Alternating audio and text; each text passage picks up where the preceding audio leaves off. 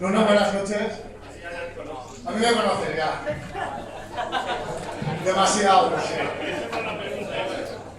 A ver, soy Miguel Castillo de la Camache, Negredo, Alcácer, Rodrigo. Yo los veo juntos. ¿Y tú? En el mismo 11. Yo creo, ahora te voy a contestar con la conciencia de un entrenador.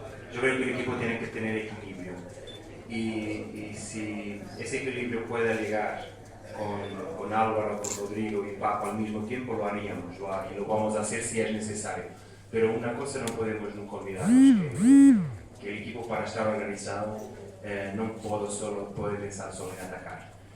Yo los veo juntos porque son compatibles, pero decirte que es seguro que estén desde un principio en el campo puede pasar si nosotros consideramos conveniente que así sea.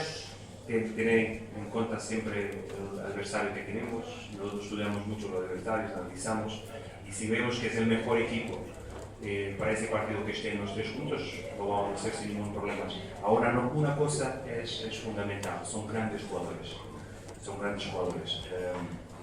tienen mucha ilusión para hacerlo bien. Ahora mismo Álvaro se está recuperando.